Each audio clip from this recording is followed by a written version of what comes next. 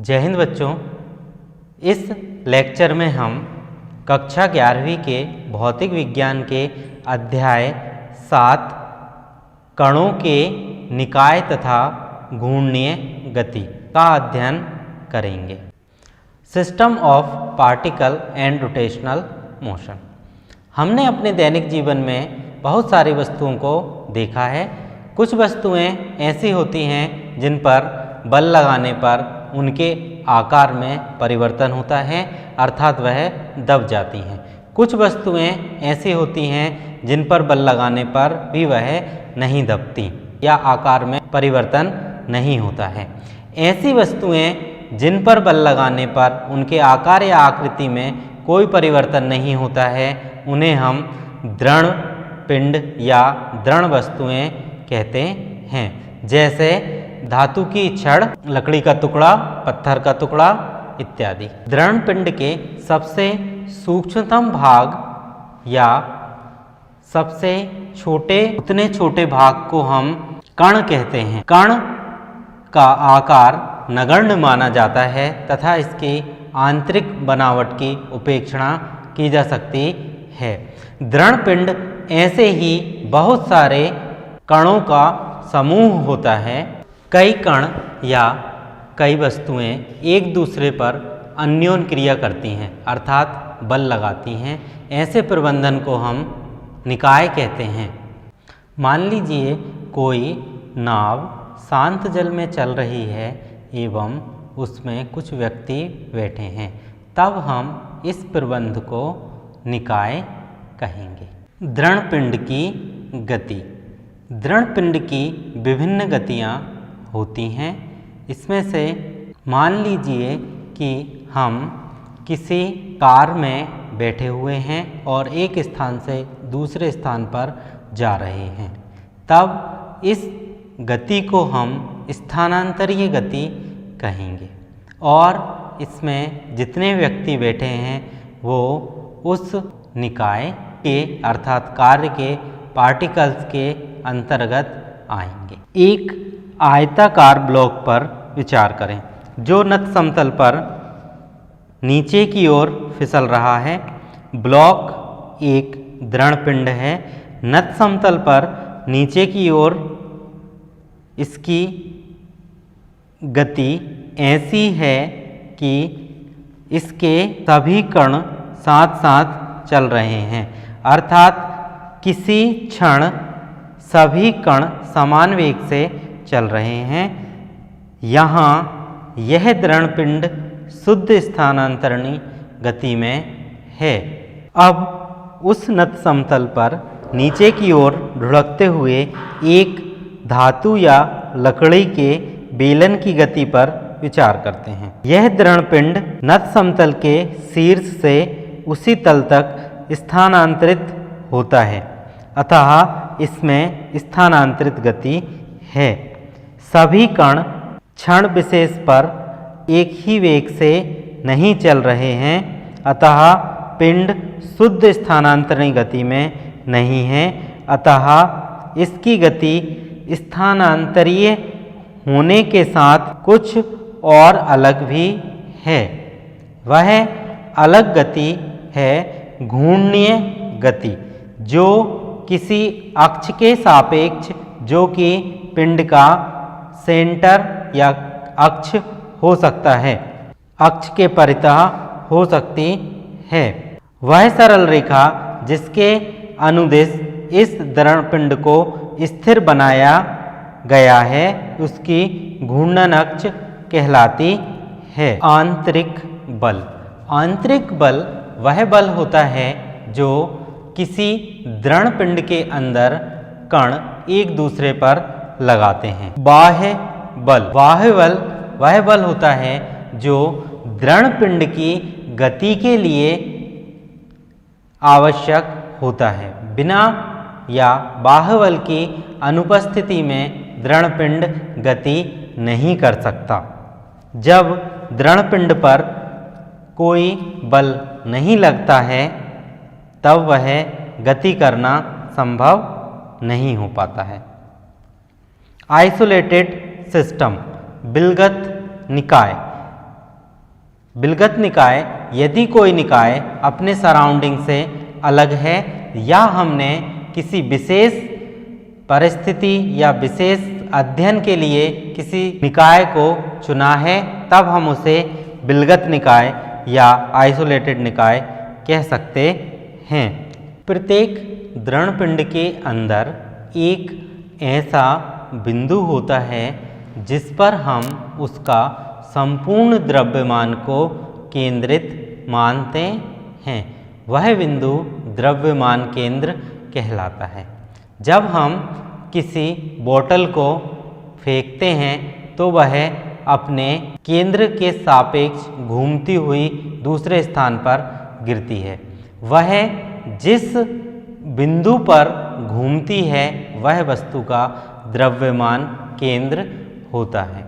द्रव्यमान केंद्र वस्तु के अंदर भी हो सकता है और बाहर भी हो सकता है। जैसे छड़ का द्रव्यमान केंद्र छड़ के अंदर ही किसी बिंदु पर होता है, किंतु अगर हम रिंग की बात करें तो रिंग में द्रव्यमान केंद्र रिंग पर ना होकर उसके केंद्र में होता है।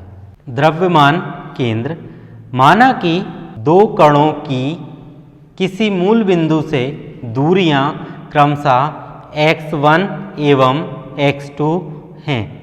इन कणों के द्रव्यमान क्रमशः m1 एवं m2 हैं। इन कणों के निकाय का द्रव्यमान केंद्र C एक ऐसा बिंदु होगा जिसकी बिंदु O से दूरी x है। तब द्रव्यमान केंद्र m1 x1 plus m2 x2 divided by m1 plus m2 होगा। यदि x1 एवं x2 के द्रव्यमान समान हों तो m1 बराबर m2 बराबर m, तब x बराबर mx1 plus mx2 divided by 2m। तब हमें प्राप्त होगा x1 plus x2 divided by 2। इस प्रकार समान द्रव्यमान के दो कणों का द्रव्यमान केंद्र ठीक उनके बीच में होता है। कणपिंड की सामान्य गति, general motion of rigid body, स्थानांतरीय गति, ट्रांसलेटरी मोशन।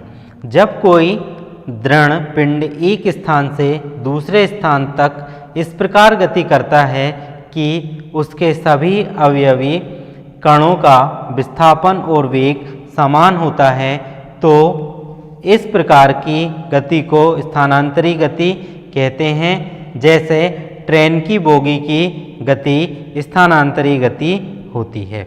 स्थानांतरी गति के कुछ विशेषताएं, सभी अवयवी कणों का विस्थापन समान होता है, सभी अवयवी कण समांतर रेखा में गति करते हैं, सभी अवयवी कणों का वेग समान होता है। द्रव्यमान केंद्र की गति, द्रव्यमान केंद्र की परिभाषा जानने के बाद अब हम इस स्थिति में हैं कि कणों के एक निकाय के लिए उसके भौतिक महत्व की विवेचना करें। तब द्रव्यमान केंद्र की स्थिति r बराबर m1 x1 plus m2 x2 divided by m1 plus m2 होगा। m1 r1 plus m2 r2 plus dash dash dash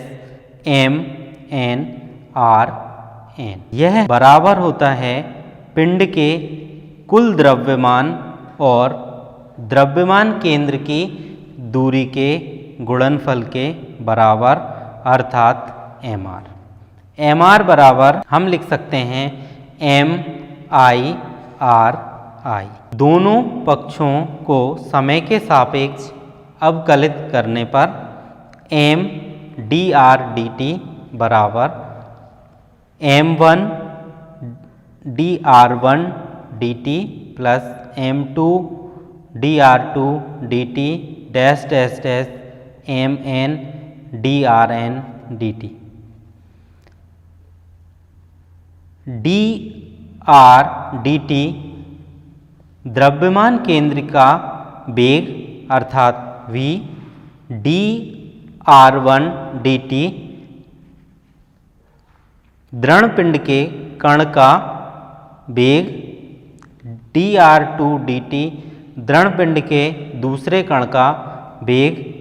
तब हम लिख सकते हैं mv बराबर m1 v1 plus m2 v2 plus dash dash dash mn vn। दोनों तब द्रव्यमान केंद्र का वेग v बराबर m1 v1 plus m2 v2 plus dash dash dash mn vn divided by capital M अर्थात पिंड का द्रव्यमान। इस द्रव्यमान केंद्र के वेग से हम द्रव्यमान केंद्र का त्वरण भी निकाल सकते हैं। तब वेग को पुनः समय के सापेक्ष अवकलित करने पर हमें प्राप्त होगा m dv dt बराबर m1 v1 dt plus m2 v2 dt plus dash dash dash mn d1 dvn dt। dv divided by dt is equal to बराबर a। यह है द्रव्यमान केंद्र का त्वरण है। dv1 डिवाइडेड बाय dt यह कण एक का त्वरण है। dv2 डिवाइडेड बाय dt यह कण दो का त्वरण है। जहाँ a बराबर dv डिवाइडेड बाय dt प्रथम कण का त्वरण, a2 dv2 divided by dt दूसरे कण का त्वरण इत्यादि। a बराबर dv डिवाइडेड बाय dt कणों के निकाय के द्रव्यमान का त्वरण। न्यूटन के द्वितीय नियम अनुसार पहले कण पर लगने वाला बल F1 A1 F1 बराबर m1 A1, दूसरे कण पर लगने वाला बल F2 m2 A2। तब हम लिख सकते हैं ma बराबर F1 plus F2 plus dash dash dash Fn। अतः कणों के निकाय के कुल द्रव्यमान को द्रव्यमान केंद्र के त्वरण से गुणा करने पर हमें उस कण पर लगने वाले सभी बलों का सदिश योग प्राप्त होता है। घूर्णीय गति रोटेशनल मोशन। जब किसी दृढ़ पिंड पर बल या बलयुग्म लगाने से वह पिंड स्वयं में से जाने वाली किसी अक्ष के परितः घूमने लगता है तो उसकी इस गति को घूर्णी गति कहते हैं। जिस अक्ष के परितः पिंड घूमता है उसे घूर्णन अक्ष कहते हैं। उदाहरण पहिए की गति, घिरनियों की गति, पंखे के ब्लेड्स की गति, कब्जे के परितः किवाड़ की गति। बल युग्म, बल युग्म अर्थात दो बल। जब हम बोतल के ढक्कन को खोलते समय या नल को चालू करते समय हम अपने हाथ से बल लगाते हैं। उसमें दो बल होते हैं, दोनों की दिशाएं अलग अलग होती हैं एवं परिमाण समान होता है। ऐसे बल जिनके परिमाण समान हैं तथा दिशाएं भिन्न होती हैं बलयुग्म कहलाते हैं। बलयुग्म का आघूर्ण। बलयुग्म के द्वारा किसी पिंड को घुमाने की प्रवृत्ति को बलयुग्म का आघूर्ण कहते हैं। बलयुग्म द्वारा किसी पिंड को घुमाने की प्रवृत्ति को बलयुग्म आघूर्ण कहते हैं।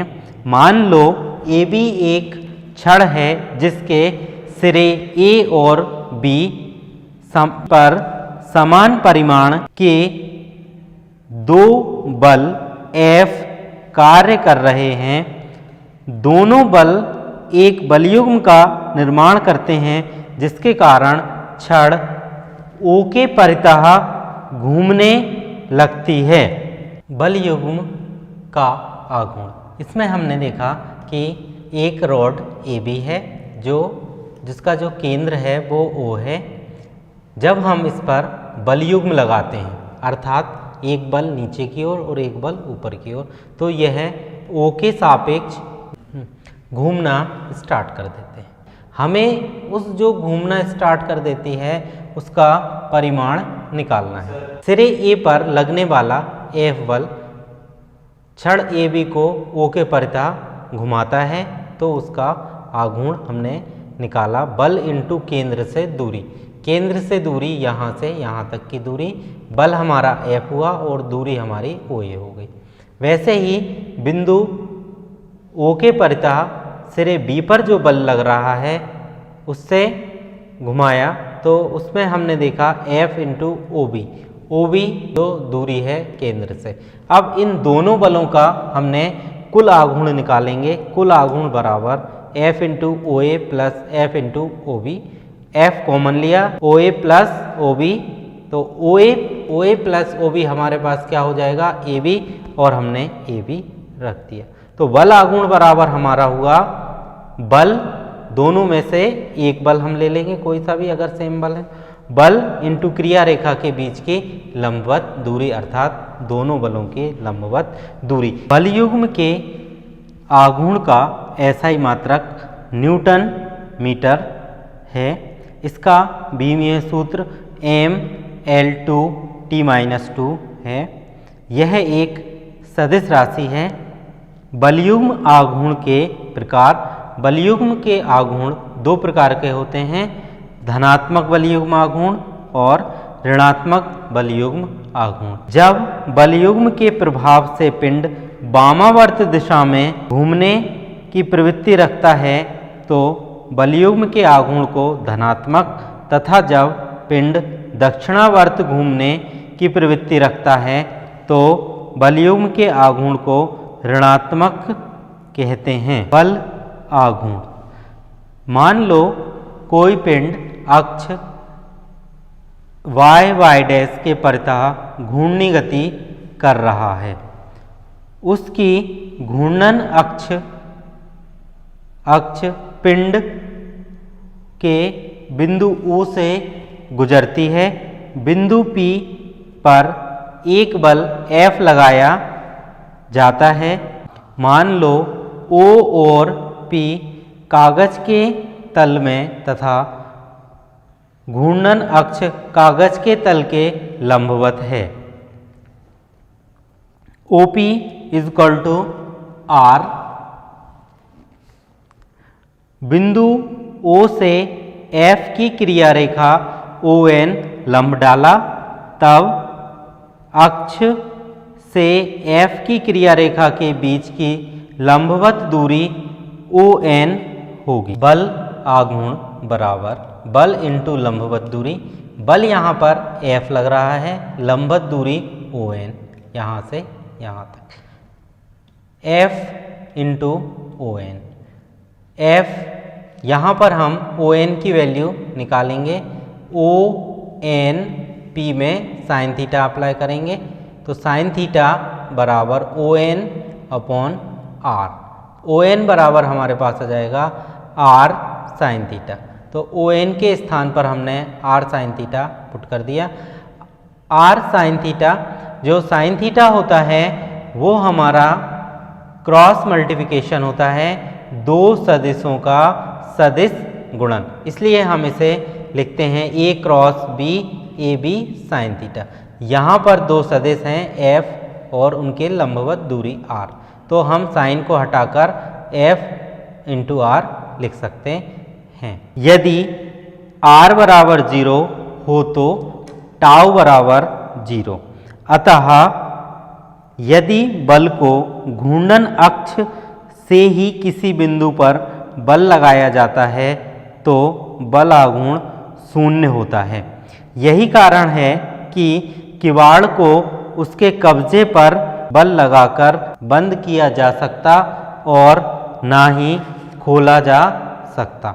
यदि साइन थीटा इक्वल टू 0 हो अर्थात थीटा बराबर 0 या 180 हो तो टाउ बराबर 0। अतः यदि बल की क्रिया रेखा उस बिंदु से होकर गुजरती है जिसके परितः पिंड घूमता है तो बलाघूर्ण शून्य होता है।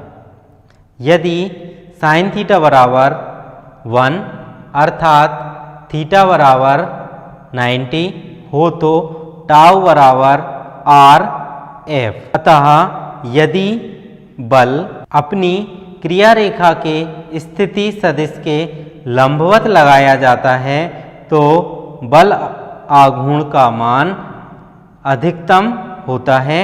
यदि F बराबर 0 है तो टाउ बराबर 0।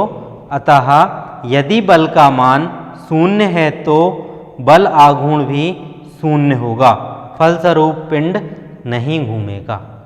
दैनिक जीवन में बल आघूर्ण के कुछ उदाहरण: पेंचकस का हत्था चौड़ा बनाया जाता है। ऐसा करने से आरोपित बल की क्रिया रेखा से अक्ष की लंबवत दूरी बढ़ जाती है, फलस्वरूप बल आघूर्ण का मान बढ़ जाता है। अतः पेंच आसानी से घूमने लगता है। गेहूं पीसने की चक्की के हत्थे परिधि के पास लगाया जाता है। चक्की को हत्थे से पकड़कर घुमाया जाता है, हत्था परिधि के पास लगा होता है। अतः बल की क्रिया रेखा अक्ष से लंबवत दूरी बढ़ जाती है, फलस्वरूप बल आघूर्ण का भी मान बढ़ जाता है, जिससे चक्की को घुमाना आसान हो जाता है। कोणीय संवेग एंगुलर मोमेंटम। घूर्णी गति में कोणीय संवेग स्थानांतरीय गति में रैखिक संवेग के समतुल्य राशि है। यह रेखीय संवेग के आघूर्ण को निरूपित करता है। किसी कण के रेखीय संवेग का किसी घूर्णन अक्ष के परितः आघूर्ण उस कण का उस अक्ष के परितः कोणीय संवेग कहलाता है। इसे L से प्रदर्शित करते हैं। यह एक सदिश राशि है। ऋणपिंडों का संतुलन इक्विलिब्रियम ऑफ रिजिड बॉडी। कोई भी दृढ़पिंड संतुलन में कहा जाता है यदि उसके रेखीय संवेग तथा कोणीय संवेग अथवा दोनों समय के साथ परिवर्तित नहीं होते, अर्थात नियत रहते हैं। किसी पिंड का रेखीय संवेग तभी नियत रहता है जबकि उस पर कोई रेखीय त्वरण ना हो। उसी प्रकार कोणीय संवेग तभी नियत रहता है जबकि उस पर कोई कोणीय त्वरण ना हो। किसी पिंड के रेखीय त्वरण अथवा कोणीय त्वरण के शून्य होने के लिए आवश्यक शर्त यही होगी कि उस पर लगने वाले समस्त बलों का योग शून्य हो। इस लेक्चर में हमने पढ़ा द्रव्यमान केंद्र, दृढ़पिंड, बल युग्म का आघूर्ण, बल आघूर्ण, किसी अक्ष के परितः घूर्णी गति। अभ्यास प्रश्न: द्रव्यमान केंद्र किसे कहते हैं? दो कणीय निकाय के दोनों कणों का द्रव्यमान समान है। द्रव्यमान केंद्र कहाँ पर होगा? क्या बाह्य बल के प्रभाव से पिंड की गति में आंतरिक बलों का योगदान होता है? एक विलगत निकाय के द्रव्यमान केंद्र की गति की प्रकृति बताइए। दृढ़ पिंड किसे कहते हैं? द्रव्यमान केंद्र एवं गुरुत्व केंद्र में क्या अंतर होता है? घूर्णी गति क्या है? इसकी विशेषताएं बतलाइए। इसके आगे हम अगले अध्याय में पढ़ेंगे। धन्यवाद।